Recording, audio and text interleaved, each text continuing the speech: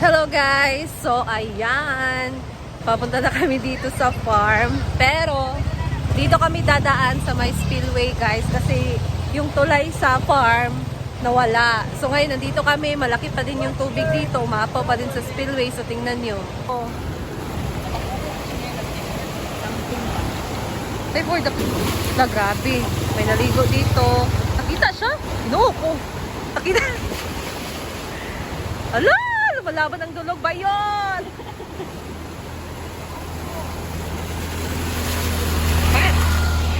So dadaan kami dito ni J Ford. Wala kaming choice kundi dadaan talaga kami dito. Let's go.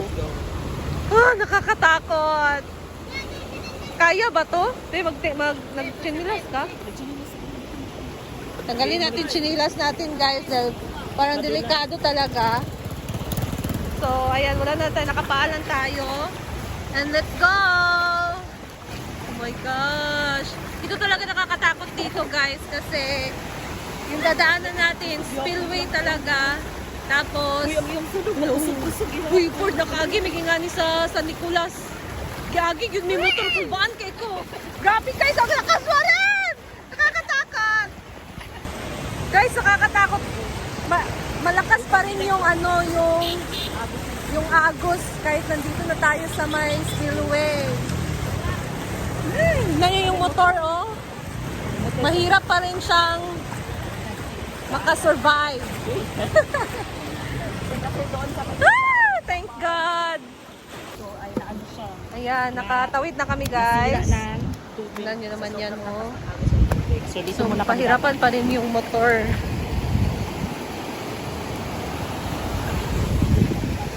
Grabe talaga, no. Nakita ko yung video ni Madam. Grabe, ang lakas. Hanggang doon pala, oh. Doon sa ibabaw, oh. Diyan. Grabe, ang init. Hindi ako sanay na, ano. Wala kasi akong jacket.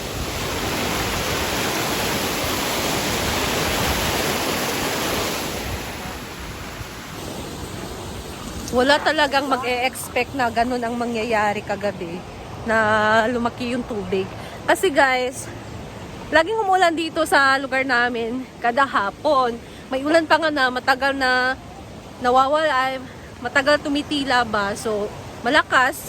Pero, hindi naman masyadong ganoon ka laki yung tubig. So, pagka ganyan na sobrang laki talaga yung tubig sa sapa, ano, may pumutok na hurricane. Buhawi doon sa bukid. So, nagsisimula yung ulan doon sa bukid. Sobrang lakas. Tapos dito, hindi masyadong malakas. Tapos, ano lang, yung yung ulan kahapon, parang hindi nga lang yun umabot. Parang, I think 30 minutes, nawala na. Pero grabe, ang lakas talaga. Nakita nyo naman yung video ni Madam. Tingnan nyo, ah. Ayan, oh. Nandito tayo na sa likod dumaan.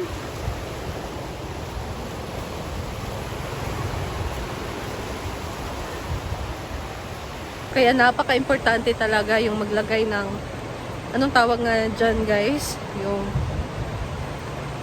bato sa gilid, tapos bali pataasan ba? Kasi pagka mga ganitong instances or mga pangyayari, at least, diba, nakaka-ready tayo.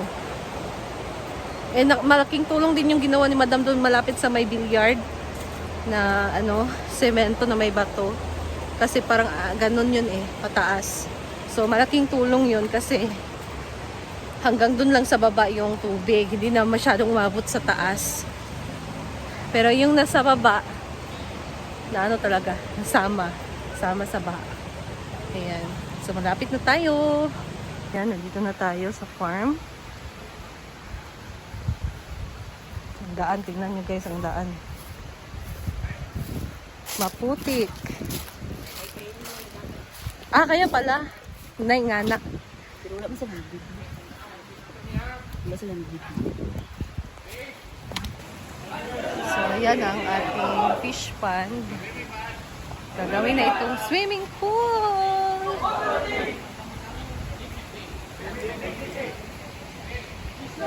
Ayan, nandito tayo sa may, ano guys, bilyaran. Ito. So, ito yung ibig kong sabihin kanina. Dito. So, umabot siya dito. Diba? Weird mo. Ayan. Umabot dito yung tubig. Grabe ang lakas. Tapos, dyan sa baba. Dyan sa baba, guys, may lamesa dyan. May lamesa dyan na semento. Tapos, upuan na semento. Ayun, oh. Yun yung lamisa, oh. Yun. Dito naman na side. Dito sa may duyan. Tingnan nyo.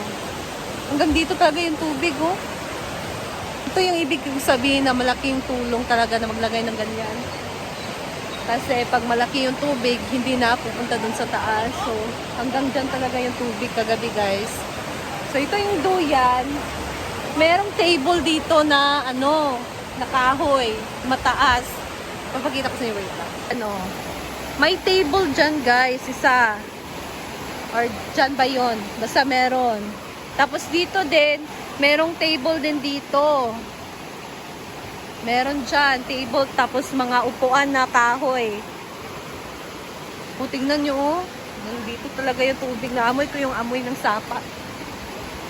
Tapos dito din, meron din dito, upuan, tapos lamesa. Tingnan nyo yung saging, guys. Grabe. So, ganun, no? Yung mga bato ba? Maganda maglagay si Madam din dito.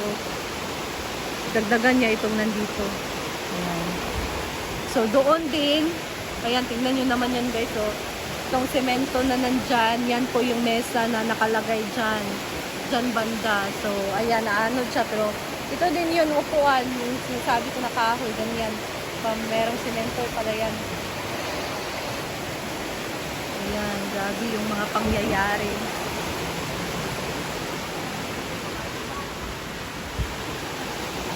Grabe, ang laki talaga ng tubig kagabi. Dito naman tayo, guys, sa kabila. So, dito yung tubig. Hanggang dito yung tubig. Ayan. Diyan. Tapos, dito wala masyadong mesa dito. So, ito lang. Tapos, hindi ko alam kung meron, walang nilagay dito na mesa. Ayan. So, tingnan nyo, yan ay dahil sa malakas na tubig. Ayan. Hala, haputan pa din, guys. Tingnan nyo. Tingnan yung tubig. Ayun. Buhangin na siya. So, tingnan nyo yung tulay. Nawala na yung tulay. Pero may, tingnan nyo pa rin yung dumaan dyan, oh. Pahirapan talaga sa pagtawid. Merong ano dyan, oh.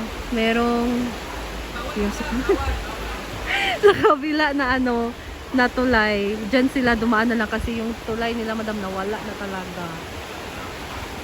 Kung dadaan tayo dyan, guys, kailangan talaga, mag-ingat or hinay-hinay lang kasi baka matumba tayo or so hindi tayo makakatawid dyan. Siguro pag humupa na yung tubig mamaya, hopefully mayang hapon humupa na, hindi na uulan para na makatawid tayo dyan. So nandun si Madam. So tayo daan, guys. Hanggang dito pala yung tubig. Tingnan nyo, hanggang dito yung tubig sa taas. Kasi makikita natin ito ay dahil sa dala ng malakas na tubig sa sapa. Ayan, nandito na tayo sa farm. Farmhouse. Ayan. Good morning.